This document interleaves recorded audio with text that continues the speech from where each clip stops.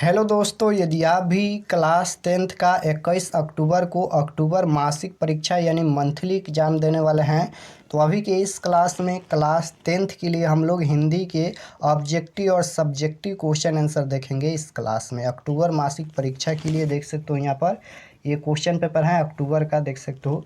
Class 10th monthly examination अक्टूबर 2024, कक्षा 10वीं मासिक परीक्षा अक्टूबर 2024। हिंदी का क्वेश्चन पेपर है क्लास 10th का और विषय कोड 101 रहेगा। हिंदी का आप लोग का एग्जाम 50 नंबर का होगा, समय 1 घंटा 30 मिनट का रहेगा। तो इस क्लास में हम लोग सबसे पहले ऑब्जेक्टिव क्वेश्चन देखेंगे और इसी क्लास में इसका सब्जेक्टिव क्वेश्चन आंसर भी हम बता देंगे। तो सबसे पहले खंड अ मिलेगा। खंड अ में आपसे वस्तुनिष्ठ प्रश्न पूछा जाएगा 1 से लेकर 30 तक, जिनमें से किन्हीं 25 प्रश्नों के उत्तर देना है एग्जाम में। तो चलिए फर्स्ट क्वेश्चन पर आते हैं और यहाँ पर देख सकते हो, ये फर्स्ट क्वेश्चन पूछा गया है, जाति प्रथा श्रम विभाजन के साथ साथ किसका रूप लिए हुए हैं। जाति प्रथा श्रम विभाजन के साथ साथ किसका रूप लिए हुए हैं। तो राइट आंसर फर्स्ट क्वेश्चन का ऑप्शन नंबर सी हो जाएगा, श्रमिक विभाजन का। क्वेश्चन नंबर 2 पूछा गया है, भारत में बेरोजगारी का मुख्य कारण क्या है। तो राइट आंसर 2 का क्या हो जाएगा, जाति प्रथा है, राइट आंसर ए होगा। क्वेश्चन नंबर 3 पूछा गया है, 20 के दांत समाज के किस वर्ग की मानसिकता उजागर करती हैं। तो राइट आंसर 3 नंबर का ऑप्शन नंबर सी हो जाएगा, मध्य वर्ग का। क्वेश्चन नंबर 4 है, ऐसे ही लड़के आगे चलकर गुंडे चोर डाकू बनते हैं, यह पंक्ति कहानी के किस पात्र ने कही। तो राइट आंसर क्या हो जाएगा, 4 का ऑप्शन नंबर सी हो जाएगा, सेन साहब। क्वेश्चन नंबर 5 पूछा गया है कि 20 के दांत शीर्षक पाठ की विधा क्या है।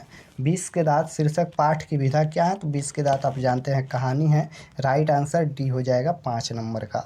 क्वेश्चन नंबर 6 है कि फ्रेडरिक मैक्स मुलर किस पाठ के रचयिता हैं। तो राइट आंसर 6 नंबर का ऑप्शन नंबर सी हो जाएगा, भारत से हम क्या सीखे। क्वेश्चन नंबर 7 है, भारत कहाँ बसता है। भारत कहाँ बसता है। तो राइट आंसर 7 का ऑप्शन नंबर बी हो जाएगा, गाँवों में। क्वेश्चन नंबर 8 है, नाखून क्यों बढ़ते हैं, किस प्रकार का निबंध है। तो राइट आंसर 8 का सी हो जाएगा, ललित निबंध। क्वेश्चन नंबर 9 है, दधीची की हड्डी से क्या बना था। तो दधीची की हड्डी से इंद्र का वज्र बना था, राइट आंसर बी हो जाएगा। क्वेश्चन नंबर 10 की ओर चलते हैं। 10 नंबर क्वेश्चन है कि कथक और कौन एक दूसरे के पर्यायवाची हैं। तो राइट आंसर 10 नंबर का क्या हो जाएगा, यहाँ पर ऑप्शन नंबर बी हो जाएगा, बिरजू महाराज। क्वेश्चन नंबर 11 है, अभिनव पाठ के लेखक कौन है। अभिनव पाठ के लेखक कौन है। तो आपको याद रखना है कि अभिनव पाठ के लेखक अशोक वाजपेयी। 12 नंबर क्वेश्चन पूछा गया है कि अभिनव किस नदी के किनारे बसा है। बताना है अभिनव किस नदी के किनारे बसा है। तो राइट आंसर क्या हो जाएगा, रोन नदी के किनारे, right answer option number C होगा। क्वेश्चन नंबर 13 पूछा गया है, मछली कहानी में किस वर्ग का चित्रण है। मछली कहानी में किस वर्ग का चित्रण है। तो राइट आंसर क्वेश्चन नंबर 13 का ऑप्शन नंबर सी हो जाएगा, निम्न मध्य वर्गीय परिवार, right answer C. 14 number question है, शहनाई बनाने के लिए किस घास का प्रयोग किया जाता है। तो राइट आंसर क्या हो जाएगा, यहाँ पर राइट आंसर सी हो जाएगा, नरकट। क्वेश्चन नंबर 15 पूछा गया है, अभिनव क्या है। अभिनव क्या है। तो राइट आंसर क्या होगा, अभिनव क्या है। तो राइट आंसर ऑप्शन नंबर यहाँ पर सी हो जाएगा, प्राचीन शहर। क्वेश्चन नंबर 16 है, गुरु नानक की रचनाओं के संग्रह का क्या नाम है। बताना है कि गुरु नानक की रचनाओं के संग्रह का क्या नाम है। तो right answer option number A हो जाएगा, वाहे गुरु। क्वेश्चन नंबर 17 है, कौन सी कृति रसखान की नहीं है। कौन सी कृति रसखान की नहीं है। तो right answer option number A हो जाएगा, Prem Phulwari, right answer A. Question number 18 पूछा गया है, घानानंद किस काल के कवि थे। घानानंद किस काल के कवि थे। तो राइट आंसर क्या हो जाएगा, आदिकाल, भक्ति काल या रीति काल या आधुनिक काल। तो घानानंद किस काल के कवि थे। तो रीति काल के, राइट आंसर सी होगा। क्वेश्चन नंबर 19 पूछा गया है कि प्रेमघन जी अपना आदर्श किसे मानते थे। तो राइट आंसर क्वेश्चन नंबर 19 का ऑप्शन नंबर बी हो जाएगा, भारतेंदु हरिश्चंद्र को। क्वेश्चन नंबर 20 देखिए, अब यहाँ पर व्याकरण का क्वेश्चन आ गया, विशेषण के मुख्यतः कितने भेद हैं। बताना है कि विशेषण के मुख्यतः कितने भेद होते हैं। तो राइट आंसर क्या हो जाएगा, विशेषण के 4 भेद होते हैं, राइट आंसर ए होगा। 21 नंबर क्वेश्चन है उदय शब्द का विशेषण है। उदय शब्द का विशेषण कौन है? तो राइट आंसर डी हो जाएगा उदित। क्वेश्चन नंबर 22 है समाज शब्द कौन लिंग है? समाज शब्द कौन लिंग है? तो right answer option number B हो जाएगा पुल्लिंग। क्वेश्चन नंबर 23 पूछा गया है काजल शब्द कौन लिंग है? तो राइट आंसर क्वेश्चन नंबर 23 का ऑप्शन नंबर बी हो जाएगा, ये पुल्लिंग होगा। क्वेश्चन नंबर 24 है दूर की सोचने वाले के लिए एक शब्द है। तो राइट आंसर क्वेश्चन नंबर 24 का बी हो जाएगा दूरदर्शी। क्वेश्चन नंबर 25 है कि जिसकी गर्दन सुंदर हो उसके लिए एक शब्द है। तो राइट आंसर 25 का क्या हो जाएगा यहाँ पर? सुग्रीव। राइट आंसर डी होगा। क्वेश्चन नंबर 26 नंबर क्वेश्चन पूछा गया है कि भूतकाल के कितने प्रकार होते हैं? भूतकाल के कितने प्रकार होते हैं? काल 3 प्रकार के होता है, भूतकाल, भविष्यकाल, वर्तमान काल। यानी राइट आंसर क्या हो जाएगा यहाँ पर? भूतकाल के प्रकार पूछा गया है तो ये 6 प्रकार होगा। क्वेश्चन नंबर 27 है सीता खाती है, इस वाक्य का भूतकाल कौन सा वाक्य होगा? यहाँ पर भूतकाल पूछा गया है तो राइट आंसर क्या होगा? सीता खाएगी, यानी आने वाला काल हो गया। आने वाला काल को हम क्या कहते हैं? भविष्य काल कहते हैं। और जो बीत गया उसे भूतकाल कहते हैं, और जो अभी चल रहा है उसे वर्तमान काल कहते हैं। तो राइट आंसर क्या होगा यहाँ पर? भूतकाल बनाना है तो सीता खा चुकी है, यानी बीत गया तो भूतकाल होगा। राइट आंसर बी होगा, क्योंकि भूतकाल कौन सा वाक्य होगा यही पूछा गया था, तो सीता खा चुकी है। Right answer B. Question number 28 है वह मनुष्यों में श्रेष्ठ हैं, इन वाक्य में मनुष्यों में कौन सा कारक होगा? कारक चिन्ह पूछा गया है तो राइट आंसर क्या हो जाएगा यहाँ पर? वह मनुष्यों में श्रेष्ठ हैं। चिन्ह क्या है? में है। में किस में आता है? अधिकरण में। राइट आंसर डी हो जाएगा। कारक चिन्ह आप लोग याद रखिएगा।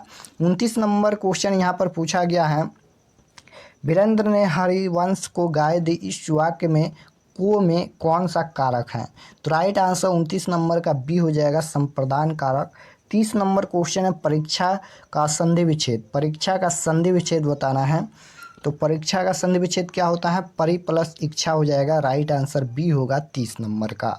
तो यहाँ पर हम लोग क्लास 10th के हिंदी के 30 क्वेश्चन देखे हैं, जिनमें से आपके एग्जाम में 25 का जवाब देना है। और ये सभी क्वेश्चन फाइनल बोर्ड परीक्षा के लिए भी काफ़ी महत्वपूर्ण है, तो आप लोग याद कर लीजिएगा। इसमें से क्वेश्चन पूछा जाता है, ये मत समझिएगा कि केवल ये मंथली एग्जाम के लिए है, ऐसा नहीं है। इसमें से क्वेश्चन फाइनल बोर्ड परीक्षा में भी आता है। खंड ब में सबसे पहले पूछा गया है कि निम्नलिखित प्रश्नों में से किसी 5 प्रश्नों के उत्तर लगभग 20 से 30 शब्दों में देना है।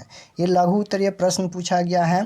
निम्नलिखित प्रश्नों में से किसी 5 प्रश्न का आंसर देना है, यानी 10 क्वेश्चन पूछा गया है, जिनमें से 5 प्रश्नों के उत्तर देना है एग्जाम में। तो ये क नंबर क्वेश्चन देख सकते हो पूछा गया है, और ये प्रत्येक प्रश्न 2 अंक का होगा, यानी यहाँ से 10 नंबर मिलने वाला है। तो क नंबर क्वेश्चन ये पूछा गया है। सबसे पहले हम लोग क्वेश्चन देख लेते हैं, उसके बाद इसका आंसर भी देखेंगे। तो क्वेश्चन है कि श्रम विभाजन कैसे समाज की आवश्यकता है, तो इसका आंसर हम बताएंगे। उसके बाद ख है गुर्जर प्रतिहार कौन थे? ग है कि लेखक ने नया सिकंदर किसे कहा और क्यों? घ है भारत माता कविता में भारत के किस रूप का उल्लेख है? उसके बाद है कि जनता की भ्रुकुटी टेढ़ी होने पर क्या होता है? उसके बाद है यहाँ पर 6 नंबर हमारी नींद कविता का संदेश क्या है? उसके बाद क्वेश्चन नंबर यहाँ पर 6 है कि मंगू को अस्पताल ले जाने के समय माँ की स्थिति कैसी थी? उसके बाद ज नंबर है कि बड़े अस्पताल के डॉक्टर ने पपाती को किस रोग से ग्रस्त बताया? झ है यहाँ पर देवनागरी में कौन सी भाषाएं लिखी जाती हैं? तो इस प्रकार से ये 10 क्वेश्चन पूछा गया है, जिनमें से 5 प्रश्नों के उत्तर देना है एग्जाम में। क्वेश्चन देख लीजिए, अगर आपको आंसर याद होगा तो सबसे पहले अपने आप से इसका आंसर लिखिएगा। तो चलिए हम लोग इसका आंसर भी देख लेते हैं। तो यहाँ पर ही इसका आंसर लिखा गया है, देख सकते हो। ये क्वेश्चन नंबर 1 का क नंबर का आंसर है। क्वेश्चन नंबर 1 का क नंबर का आंसर है। तो आंसर लिखना है यहाँ पर क्वेश्चन नंबर 1 का क नंबर का कि समर्थन के आधार पर सभ्य समाज कार्य कुशलता के लिए श्रम विभाजन को आवश्यक अंग मानता है। जाति प्रथा श्रम विभाजन का ही दूसरा रूप है। यदि श्रम विभाजन न हो तो सभ्य समाज की परिकल्पना ही नहीं की जा सकती है। तो क नंबर का आंसर यहाँ तक लिखना है। उसके बाद यहाँ पर ख नंबर का आंसर है ख नंबर का आंसर लिखना है कि इतिहासकारों की ऐसी मान्यता है कि गुर्जर प्रतिहार ईसा की 8वीं सदी के पूर्वार्ध में बाहर से भारत आए थे और अवंती प्रदेश, उज्जैन, मालवा प्रदेश में अपना शासन स्थापित किया था। उनके बाद कन्नौज पर भी अधिकार कर लिया था। मिहिर भोज, महेंद्रपाल आदि प्रसिद्ध प्रतिहार शासक हुए। तो यहाँ पर ख नंबर का आंसर यहाँ तक लिखना है। उसके बाद ग नंबर का आंसर देख सकते हो। ग नंबर का आंसर यहाँ से स्टार्ट करना है और ग नंबर का आंसर यहाँ तक है, देख सकते हो। इसका PDF हम व्हाट्सएप ग्रुप में सेंड कर देंगे। उसके बाद ये घ नंबर आंसर है। घ नंबर का आंसर लिखना है, कवि सुमित्रानंदन पंत ने भारतवासियों का यथार्थ चित्र प्रस्तुत किया है। भारतवासियों के तन पर पर्याप्त वस्त्र नहीं है, वे अंधे नंगे हैं, उन्हें कभी भरपेट भोजन नसीब नहीं होता, वे शोषित और निहत्थे हैं, वे मूर्ख, असभ्य, अशिक्षित और निर्धन हैं, वे असहाय और विवश हैं, ग्लानि और क्षोभ से उनके मस्तक झुके हुए हैं, वे निराश तथा लूटे हुए हैं, रोना उनकी नियति है, उनमें धरती सी सहनशीलता है, वे सब कुछ सह लेते हैं, उनका प्रतिकार नहीं करते। तो यहाँ तक आंसर लिखना है। उसके बाद देख सकते हो यहाँ पर अंग का आंसर लिखना है, जनता की भ्रुकुटी टेढ़ी होने पर शासन की नींव हिल जाती हैं, भयानक स्थिति उत्पन्न हो जाती हैं, जिसे संभालना सरकार के लिए कठिन हो जाता है। तो यहाँ तक आंसर लिखना है। उसके बाद ये 4 नंबर का आंसर है। 4 नंबर का आंसर लिखना है, हमारी नींद कविता में कवि ने चित्रित करते हुए दर्शाया कि मानव में जागृति का अभाव है, समय की महत्ता को नहीं समझा जाता है, साथ ही भौतिक विकास पर ही बल दिया जाता है, लेकिन प्रकृति की स्थिति कुछ और ही है, सृष्टि गतिशील है, इसे समझना होगा। उसके बाद 6 नंबर का आंसर यहाँ पर लिखना है, माँ को अस्पताल के कर्मचारियों पर विश्वास नहीं था, वह बराबर यही सोचती थी कि जन्म की पागल और गूंगी मंगू अस्पताल में अच्छी देखभाल नहीं हो सकेगी और वहाँ उसकी मृत्यु हो जाएगी। उसके बाद ज नंबर का आंसर लिखना है, यहाँ तक देख सकते हो। उसके बाद ये झ नंबर का आंसर है। तो हम सभी का आंसर बता दिया है, 5 प्रश्न का ही आंसर देना है, लेकिन हम सभी का आंसर इसलिए बताए हैं ताकि आप लोग सभी प्रश्न को याद कर लीजिए, क्योंकि इसमें से क्वेश्चन फाइनल बोर्ड परीक्षा में पूछा जाता है, इसलिए आप लोग सभी प्रश्न को याद कर लेना है। एग्जाम में 5 ही प्रश्न का आंसर देना है, लेकिन आपको सभी प्रश्न याद करना है। उसके बाद ये क्वेश्चन नंबर 1 का हम सभी आंसर बता दिए हैं। क्वेश्चन नंबर 1 में 5 प्रश्न का आंसर देना है, तो यहाँ पर हम 10 के 10 आंसर बता दिए हैं। उसके बाद क्वेश्चन नंबर 2 में है कि निम्नलिखित में से किसी एक विषय पर दिए गए संकेत बिंदुओं के आधार पर लगभग 250 से 300 शब्दों में निबंध लिखे। यहाँ पर निबंध लिखना है। तो देख सकते हैं ये सभी क्वेश्चन पूछा गया है। अभी हम दीपावली पर निबंध दिखाने वाले हैं। आप लोग भी अपने आप से अगर लिखना जानते हो तो लिख लीजिएगा इसका निबंध अपने आप से, लेकिन हम दीपावली पर यहाँ पर निबंध तैयार किया है। तो चलिए इसका हम लोग आंसर भी देख लेते हैं, दीपावली पर निबंध। तो यहाँ पर ये 2 नंबर क्वेश्चन के बाद 3 नंबर क्वेश्चन भी देख लेते हैं। अपने विद्यालय के प्रधानाध्यापक के पास परीक्षा शुल्क माफ़ी के लिए एक आवेदन पत्र लिखे अथवा जनसंख्या विस्फोट के परिणाम पर 2 छात्रों के बीच संवाद लिखना है। ये दोनों प्रश्न में से एक प्रश्न का ही आंसर देना है। तो चलिए हम लोग सबसे पहले क्वेश्चन नंबर 2 का यहाँ पर दीपावली पर निबंध देख लेते हैं। तो देख सकते हो दीपावली पर यहाँ पर निबंध लिखा गया है। तो भूमिका में यहाँ पर सबसे पहले लिखना है, दीपावली ज्योति का पर्व है, यह अंधकार पर प्रकाश की विजय का पर्व है। कार्तिक मास की अमावस्या को यह पर्व उल्लास और धूमधाम से मनाया जाता है। दीपों की जगमग रोशनी अमावस्या के घनघोर अंधकार को समाप्त कर देती हैं। उसके बाद परंपरा में लिखना है, कुछ इस प्रकार से देख सकते हो यहाँ तक। उसके बाद इसका महत्व के बारे में लिखना है। उसके बाद यहाँ पर इसका उपसंहार लिखना है, यहाँ तक देख सकते हो। तो ये दीपावली पर निबंध हो गया। क्वेश्चन नंबर 2 का आंसर यहाँ पर हम दिखा दिए हैं, देख सकते हो। दीपावली पर निबंध यहाँ से यहाँ तक लिखना है। उसके बाद क्वेश्चन नंबर 3 का हम लोग आंसर देख लेते हैं। तो ये क्वेश्चन नंबर 3 का आंसर है यहाँ पर, आवेदन पत्र लिखना है 3 नंबर क्वेश्चन में। तो लिखना है यहाँ पर कुछ इस प्रकार से, देख सकते हो। सेवा में निवेदन है कि मैं आपके विद्यालय का निर्धन छात्र हूँ। मैं 10वीं वर्ग में पढ़ता हूँ। मेरे पिताजी सचिवालय में चतुर्थ वर्गीय कर्मचारी हैं। इस प्रकार से इसका आंसर लिखना है। लास्ट में यहाँ पर नाम उम लिख देना है। पढ़ाने में यहाँ पर जो लिखा गया है ना, इसके बाद यहाँ से स्टार्ट करना है। यहाँ से देख सकते हो, पढ़ाने के बाद यहाँ से लिखना है। पढ़ाने में पिताजी को बड़ी कठिनाई हो रही है। मैं पढ़ लिख कर देश का योग्य नागरिक बनना चाहता हूँ। तो इस प्रकार से यहाँ तक लिखना है। उसके बाद अथवा देख सकते हो, अथवा का भी आंसर लिखा गया है। जनसंख्या पर यहाँ पर 2 छात्रों के बीच संवाद लिखना है।